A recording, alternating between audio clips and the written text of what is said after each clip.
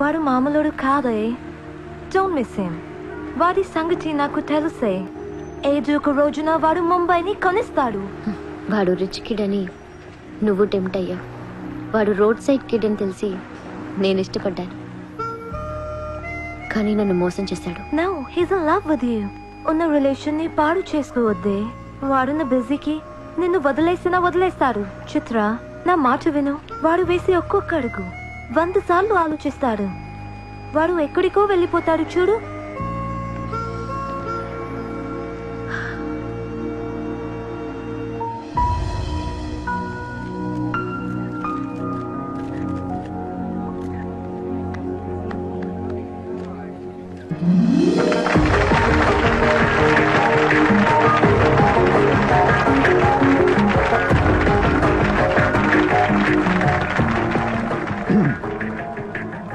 Good evening, ladies and gentlemen. It's a great honor for me to be here today at the opening ceremony of our business bank. Let me first extend my warm welcome to all of you. Thank you so much for being here.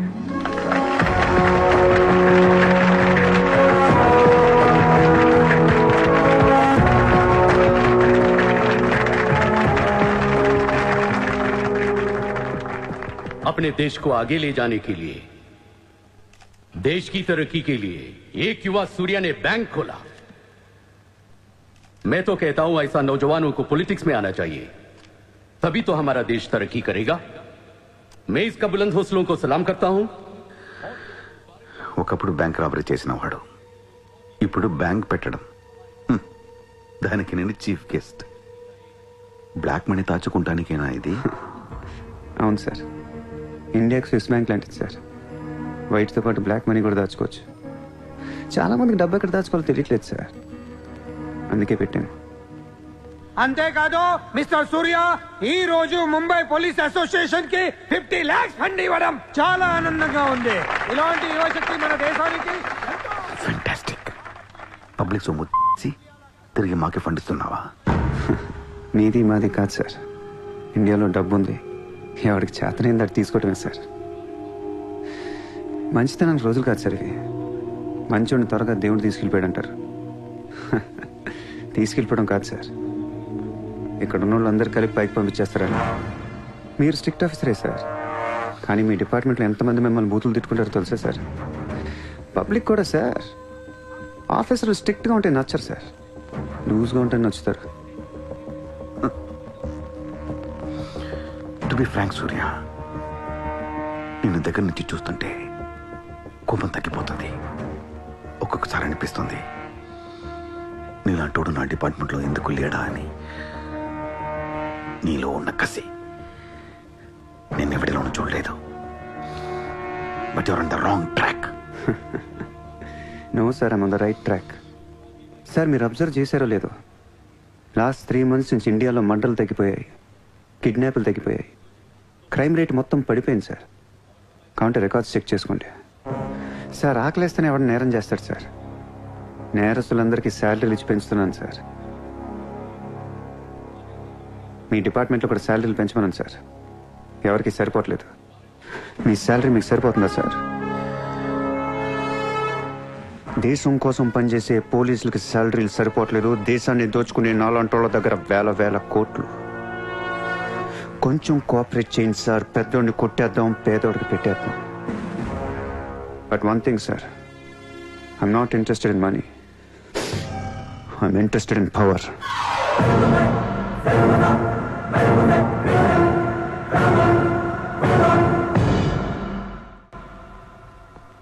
Surya, तुम हमें बहुत पसंद आया। तुमने जिस तरह लालू को support किया, हमें बहुत खुशी हुई। నువ్వు ఢిల్లీ ఎప్పుడు వచ్చినా నన్ను కలు. ఢిల్లీ నుంచి నీకేం కావాలన్నా నన్ను అడుగు. నీ ఢిల్లీకేం కావాలి? క్యా? నీకు ఢిల్లీ కావాలా లేదా? ఢిల్లీ మీద ఎక్కి కూర్చోవాలని ఉందా లేదా? बहुत है, क्या करेगा तू? రేపు ఎలక్షన్లో మీ పార్టీయే గెలవాలి, మీరే రూల్ చేయాలి. ఎలక్షన్కి అయ్యే ఖర్చు నేను పెట్టుకుంటాను. ఎంత పెట్టగలవు?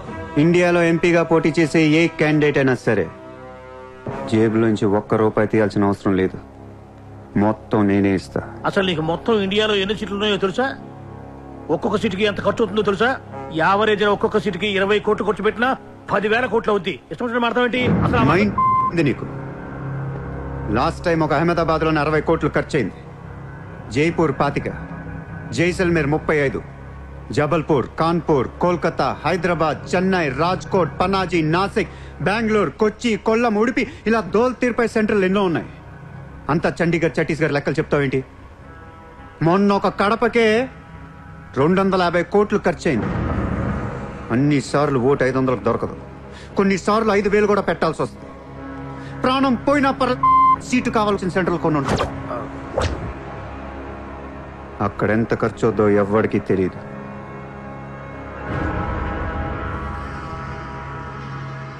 సార్, పార్టీ తరపున మీరిచ్చేది ఎంత సార్? వాళ్ళు పర్సనల్గా ఎంత ఖర్చు పెడతారో తెలుసా సార్? ఎలక్షన్ ముందు 2 ఏళ్ల నుంచి జనాన్ని మేపటానికి ఇల్లు వాకిళ్ళు అమ్మేసుకుని ఉంటారు సార్. లాస్ట్ టైం ఎలక్షన్కి 25,000 కోట్లయింది. ఇప్పుడు ఖర్చులు పెరిగాయి కాబట్టి ఇంకో పావులా వేసుకుందాం. ఈసారి ఎలక్షన్కి 35,000 కోట్లు అవుతుంది, మొత్తం నేనే ఇస్తా.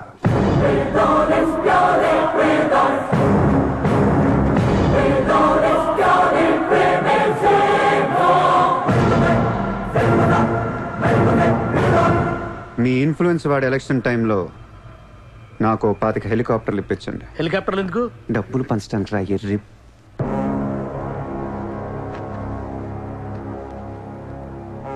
మీ హైకమాండ్తో మాట్లాడండి, మీ సార్కి సూర్య గురించి చెప్పండి. సార్, నాకు ఢిల్లీ నుంచి ఏముంది సార్, నేనే మీకు ఢిల్లీ ఇస్తాను.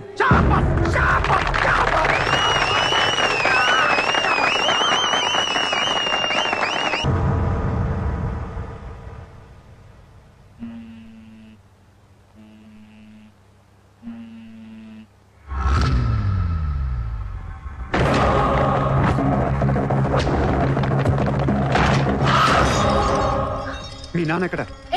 మీ నాన్న ఎక్కడ? ఏం చేస్తున్నావు మా డాడీని?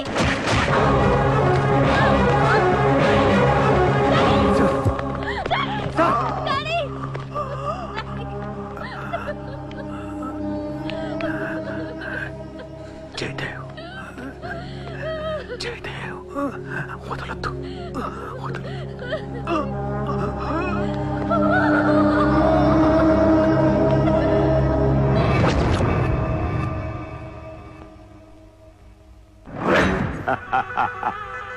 గోఖలే పోయాక నన్ను ఇంకెవరేం చేయగలరు?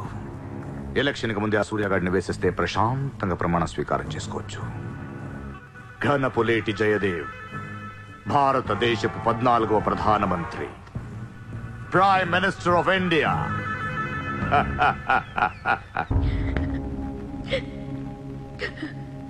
నేను నీలాగే ఏడ్చాను. 14 ఏళ్ల వయసులో ఇంతకంటే ఎక్కెక్కేడ్చా. అమ్మా నాన్న అమెరికాలో ఉండేవారు, నేను అక్కడే పుట్టా. మా నాన్న అక్కడ పెద్ద బిజినెస్ మ్యాన్. బిజినెస్లో సంపాదించిన డబ్బంతా పట్టుకొని పుట్టినూరికి ఏదైనా చేద్దామని ఇక్కడికి వచ్చాం. అక్కడ మా నాన్న ఒక లోకల్ లీడర్ని కలిశాడు.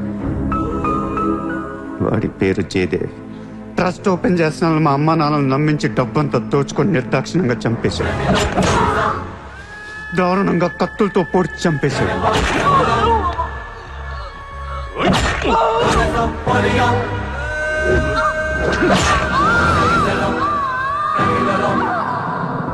కాకి బట్టలేసుకున్న ప్రతి వాడి కాళ్ళు చేతులు పట్టుకొని బతిమాలను. ఎవ్వడు నన్ను పట్టించుకోలేదు.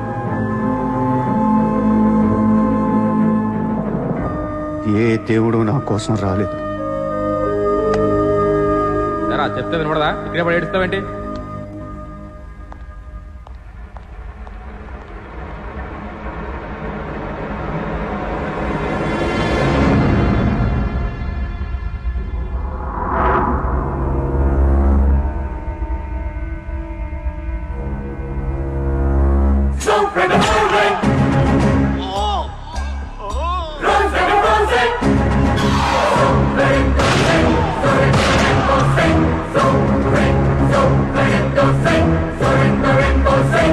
కోసమా మా అమ్మా నాన్న అన్ని వదిలేసి వచ్చారా అనిపించింది.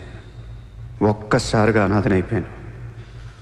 తినటానికి తిండి ఉండేది కాదు. రోడ్ల మీద పడుకునేవాడిని. ఒక కుక్కని తన్నట్టు కాళ్ళతో తన్నేవాడు.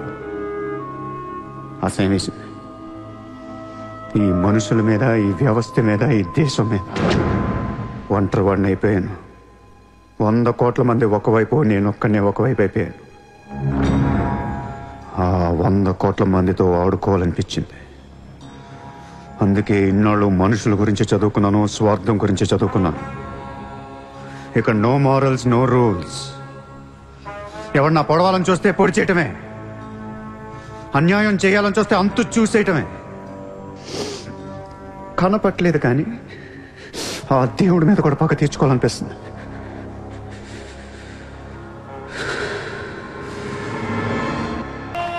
మీ క్యాండిడేట్ సెలక్షన్ నాకు అస్సలు నచ్చట్లేదు. ఆ రాయ్పూర్ క్యాండిడేట్ వేస్ట్ గాడు, ఆ మహబూబ్ నగర్ క్యాండిడేట్ సొల్లుగాడు. రాసుకో రాసుకో రాసుకో రాసుకో. బొకారో, అజ్మేర్, రాంచీ, పాట్నా, ఉడిపి, తేని ఈ క్యాండిడేట్స్ అందరినీ మార్చాలి.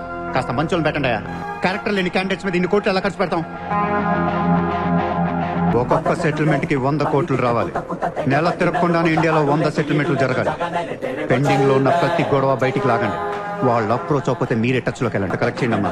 మనకి ఎక్కువ ఒక 35,000 కోట్లు తెచ్చాం. पोरबंदर का ओपोनेंट कैंडिडेट बहुत पावरफुल है. సూర్యతో మాట్లాడి వాటిని నిలబడి ఉండొచ్చు. సెకండ్ సెటప్ ఉంటే ఎలక్షన్ లో పోటీ చేయనీరు తెలుసా? ఆ జయదేవ్కి సెకండ్ సెటప్ ఉంది. దానికి ఒక కొడుకున్నాడు. ఆ అమ్మాయితో మాట్లాడు. జయదేవ్ సగం ఆస్తి ఇప్పిస్తామని చెప్పు. పిల్లాడికి DNA टेस्ट చేయించి మీడియా ముందు పెట్టేయండి. हाँ जी, जयदेव मेरे पति है. 5 साल के पहले हमारा शादी हुआ है. 3 साल का बच्चा भी है. ये है DNA सर्टिफिकेट. కొంప ముంచిన DNA టెస్ట్. ఎలక్షన్ కి అర్హత కోల్పోయిన ఘనపులేటి జయదేవ్. సార్, వారం రోజులు ఎలక్షన్ ఉంది సార్. ఇప్పటికే 120 కోట్లు ఖర్చు పెట్టాను. నన్ను తీసేస్తే ఎలా? ఈ యొక్క ఏం చేయమంటావు? నీ వల్ల పార్టీ పరువు అవుద్ది. స్కామ్లతో నిండిపోయిన ప్రభుత్వం మాది.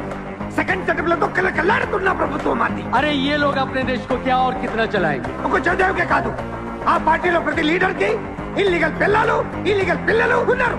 ఇదేంటిది? ఇదేంటది? దేశ్ కో బడా కర్ రహే, ఫ్యామిలీ కో బడా కర్ రహే. 75 న్యూస్ ఛానల్స్ ఉన్నాయి. న్యూస్ రిపోర్టర్ దగ్గర నుంచి న్యూస్ రీడర్ దాకా ఒక్కొక్కరికి కార్ గిఫ్ట్ గా ఇచ్చేయండి. ప్రతి న్యూస్ పేపర్ లో, ప్రతి ఛానల్లో మన గురించి న్యూస్ పాజిటివ్ గా రావాలి. గత అనుభవాలతో విసిగి వేసారిపోయిన ప్రజలు ఈ పార్టీకే మొగ్గు చూపుతున్నారు. అలాగే ఎగ్జిట్ పోల్ సర్వే కూడా మనకు అనుకూలంగా ఉండాలి. सर्वे के हिसाब से ये पार्टी को 80% मतदान हुए हैं. నాకు ఎలాంటి ప్రోగ్రామ్స్ కావాలంటే మన పార్టీ ఫీవర్ తెలిసేలా ఉండాలి. అన్నదే గెలుస్తాడు. అరే రాజ్యం!